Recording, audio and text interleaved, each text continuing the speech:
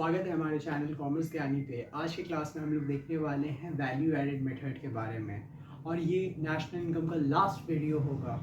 चलिए आज का वीडियो शुरू करते हैं।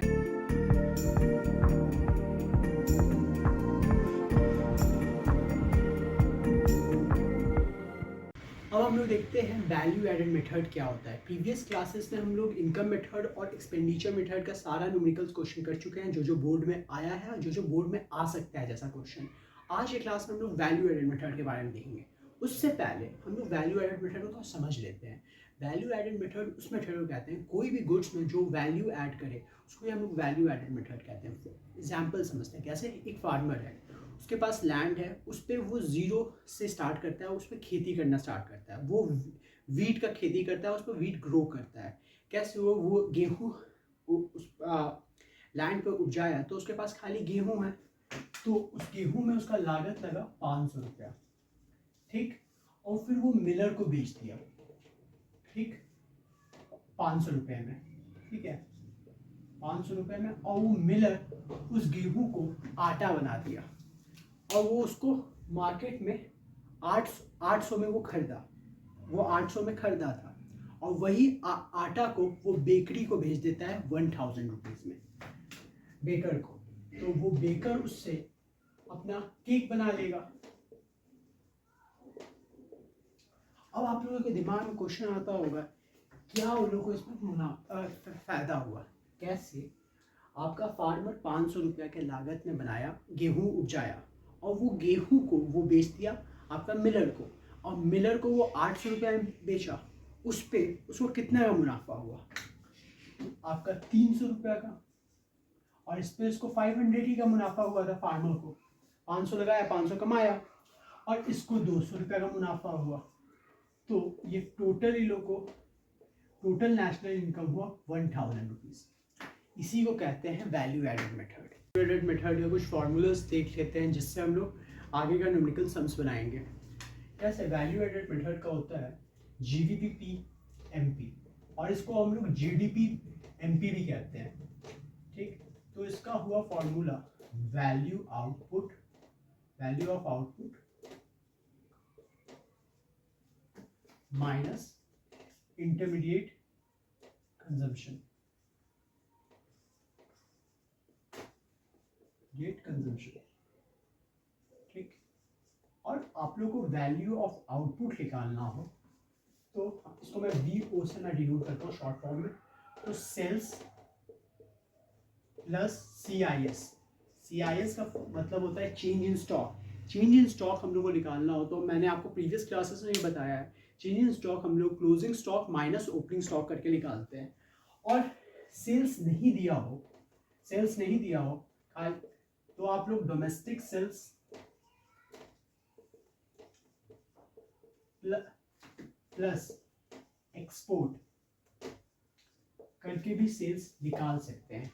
और IC को हम लोग परचेज इन रॉ मटेरियल भी कंसिडर करते हैं, ठीक। परचेज इन रॉ मटेरियल भी कंसिडर करते हैं। और परचेज इन रॉ मटेरियल भी ना दिया हो तो हम लोग डोमेस्टिक परचेज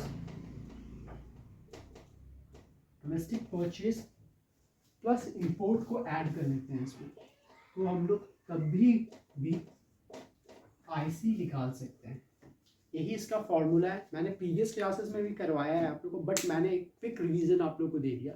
अब मैं जो न्यूमेरिकल्स करवाने जा रहा हूँ वो सारे बोर्ड एग्जामिनेशन में आए हुए हैं, और वही हर साल वैसे ही न्यूमेरिकल्स बोर्ड एग्जामिनेशन में पूछे भी जाते हैं। चलिए देखते हैं, पहला क्वेश्चन देखते हैं वैल्यू एडेड मेथड का क्या है। कैसे? Domestic sales by firm A 4000 rupees दिया हुआ है, export by firm A 1000 rupees दिया है, purchase by firm A 200 rupees दिया है। Calculate of gross value product at market place, हम लोग को ये निकालना है। उससे पहले हम लोग फॉर्मूला पुट करते हैं तो हम लोग का सारा डाउट क्लियर हो जाएगा। GDP MT equal to value of output minus intermediate consumption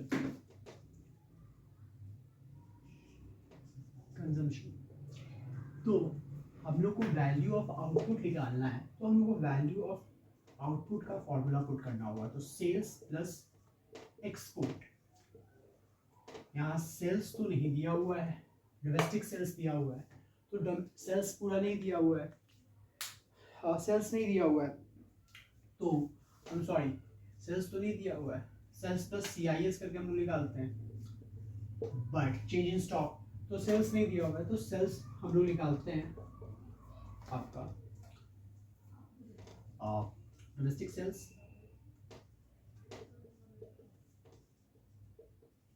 plus export, ठीक है, हम लोग सेल्स निकाल लेते हैं। तो डोमेस्टिक सेल्स हम लोग का दिया हुआ है 4000 रुपीज और एक्सपोर्ट दिया हुआ है 1000 रुपीज, तो इसको टोटल करते हैं तो 5000 रुपीज हमारा सेल्स आ जाता है।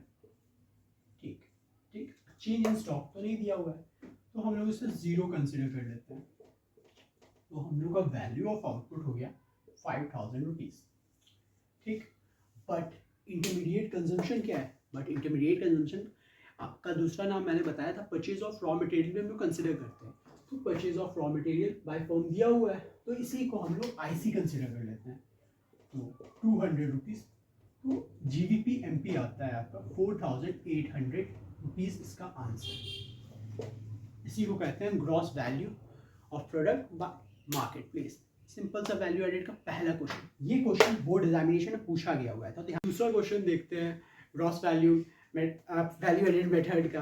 कैसे सिंपल सा दिया हुआ है, सेल्स दिया हुआ है और परचेज ऑफ बाय फॉर्म दिया है। परचेज ऑफ फॉर्म का मतलब IC हम लोग कंसिडर कर लेंगे सिंपल से, तो फॉर्मूला पुट करते हैं भैया, GVP MP equal to VO minus IC। VO का मतलब वैल्यू ऑफ आउटपुट और IC का मतलब इंटरमीडिएट कंजम्पशन। तो VO दिया हुआ है, नहीं दिया हुआ है तो सेल्स प्लस CIS करके निकाल लेंगे। तो सेल्स दिया हुआ है 2940 और CIS कुछ नहीं दिया हुआ है, तो हम लोग उसको 0 कंसिडर कर लेंगे। तो इसका हो जाएगा वैल्यू ऑफ आउटपुट 2940 रुपीज। 2940 को यहाँ पुट करेंगे और IC कंसिडर इसको purchase by form, purchase by IC का मैं दूसरा नाम होता है purchase of raw material, simple. तो इसको हम लोग रॉ मटेरियल है तो यहाँ बाय माइनस 1300 कर देते हैं। 2940 माइनस 1300 हम लोग करते हैं, तो हम लोग का आंसर आता है 6040। ये रहा सिंपल सा कैलकुलेशन ऑफ GVP MP। चलिए अब हम लोग तीसरा क्वेश्चन देखते हैं कैसे बनाया। हम लोग देखते हैं तीसरा क्वेश्चन कैसे बनाया जाता है। कैलकुलेट, इसमें हम लोग calculate of NP NVP MP NP के बारे में, मतलब NDP MP हम लोग को निकालना है सिंपल वे में।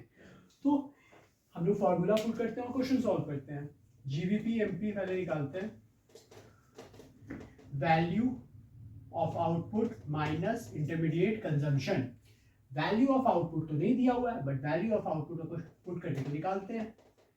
सेल्स प्लस CIS, ठीक, सेल्स कहाँ है? सेल्स दिया हुआ है 90 रुपीज, तो हम लोग 90 रुपीज यहाँ पुट कर देते हैं। But change in stock mention नहीं किया हुआ है, तो चेंज इन स्टॉक जब मेंशन नहीं किया रहता है तो हम लोग opening stock closing stock minus opening stock करके निकाल लेते हैं। तो क्लोजिंग स्टॉक दिया हुआ है 25 रुपीज और ओपनिंग स्टॉक दिया हुआ है 50 रुपीज, तो दोनों को माइनस करेंगे तो CIS आएगा 10 रुपीज, तो ये हो गया आपका 100 रुपीज। तो वैल्यू ऑफ आउटपुट हो गया 100 माइनस IC। अब IC भी दिया हुआ है, IC दिया है इंटरमीडिएट कंजम्पशन और परचेज ऑफ रॉ मटेरियल भी दिया हुआ है। जब दोनों दिया हो तो हम लोग हमेशा इंटरमीडिएट कंजम्पशन ही कंसिडर करते हैं। तो इंटरमीडिएट कंजम्पशन हो गया आपका 40 रुपीज, 40 रुपीज हो गया, तो GVP MP आ गया 60 रुपीज। तो GVP MP आ गया। अब हम लोग को निकालना है कैलकुलेट द NVP MP, मतलब NDP MP। तो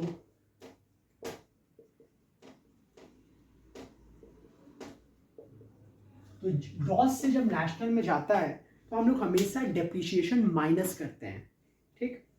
तो डेप्रिसिएशन हम लोग माइनस करते हैं और बाकी सब कुछ सेम है। तो हम लोग का ये 60 रुपीज रहा और डेप्रिसिएशन दिया हुआ है 20 रुपीज, तो आंसर हुआ NVP FP का 40 रुपीज। ये रहा आपका NVP MP। और ये क्वेश्चन ध्यान से समझिएगा, यही क्वेश्चन पिछले साल 5 नंबर का क्वेश्चन पूछा गया था नेशनल इनकम से। 5 नंबर का क्वेश्चन पिछले साल ये आया था। Last question value added method का देखने वाले हैं और ये सबसे इम्पॉर्टेंट क्वेश्चन है ऐसा क्वेश्चन हर साल बोर्ड एग्जामिनेशन में आता है, 3 नंबर का क्वेश्चन आता है ये हर साल बोर्ड एग्जामिनेशन में, और वही क्वेश्चन है ये। कैसे, इसमें हम लोग क्वेश्चन में दिया हुआ है NBPFC 100 rupees, intermediate consumption 75 rupees, GST मतलब GST को हम लोग इनडायरेक्ट टैक्स भी कहते हैं, तो इसको IT भी कंसिडर किया जाता है, तो इस 20 रुपीज़, सब्सिडी दिया हुआ है 5 रुपीज़, डेप्रिशिएशन दिया हुआ है 10 rupees. Calculate the value of output. इसमें हम लोग को वैल्यू ऑफ आउटपुट कैलकुलेट करना है। कैसे, हर क्वेश्चन में हम लोग को वैल्यू ऑफ आउटपुट दिया रहता था, इस क्वेश्चन में हम लोग को वैल्यू ऑफ आउटपुट निकालना पड़ेगा। तो फॉर्मूला पुट करते हैं। तो GVP MP का फॉर्मूला होता है value of output minus IC। ठीक, वैल्यू ऑफ आउटपुट निकालने के लिए हम लोग सेल्स प्लस CIS करते हैं, बट इस क्वेश्चन में सेल्स भी नहीं दिया हुआ है, तो हम लोग क्या करते हैं देखते हैं। कैसे, IC दिया हुआ है 75 रुपीज़। ठीक, IC दिया हुआ है 75 रुपीज़, सिंपली IC 75 रुपीज़ दिया हुआ है, और NBPFC दिया हुआ है। तो NBPFC दिया हुआ है, तो हम लोग सिंपल ही इसको पुट करते हैं उसी फॉर्म में। तो NBP GVP MP NBPFC। तो जब नेट से ग्रॉस में जाते हैं तो हम लोग माइनस डेप्रिशिएशन करते हैं। ठीक, और FC से हम लोग हमेशा जब N से हम लोग ग्रॉस में जाते हैं तो प्लस डेप्रिशिएशन करते हैं, it's my mistake, plus depreciation करते हैं। और FC से MP में जाते हैं, फैक्टर कॉस्ट से मार्केट प्राइस पे जाते हैं, तो हम लोग प्लस NIT करते हैं, मतलब नेट इनडायरेक्ट टैक्स। ठीक, तो NBP दिया हुआ है 100 रुपीज़, डेप्रिशिएशन दिया हुआ है 10 रुपीज़, और NIT हम लोग को निकालना है। तो NIT का फॉर्मूला होता है इनडायरेक्ट टैक्स माइनस सब्सिडी। तो इनडायरेक्ट टैक्स हम लोग GST कंसिडर कर लिए और सब्सिडी, तो 20 माइनस 5 करते हैं तो 15 आता है, तो प्लस 15, तो ये टोटल आ गया आपका 125। ठीक, GVP MP हम लोग का निकल गया gross value product market price 125 rupees. तो हम लोग 125 रुपीज़ को यहाँ पुट करते हैं, और यहाँ माइनस, तो हम लोग क्या करते हैं, value of output equal to GVP MP उधर जाता है तो प्लस हो जाएगा IC के साथ, तो 125 प्लस 125 प्लस 75 रुपीज़, तो 75 रुपीज़ हो जाता है ये 200 रुपीज़। तो वैल्यू ऑफ आउटपुट रहा हम लोग का 200 रुपीज़। और यहीं ये वीडियो ख़त्म होता है। इस वीडियो को लाइक करिएगा, चैनल को सब्सक्राइब करिएगा, वीडियो को शेयर करिएगा और अपना कमेंट देखिएगा। कल के वीडियो में फिर से हम लोग मिलते हैं।